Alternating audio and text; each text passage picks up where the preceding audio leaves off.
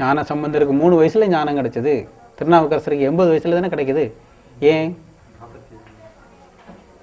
80 வயசுல தான் போய் கைலாசத்துக்கு போய் சேர்ந்தாரு.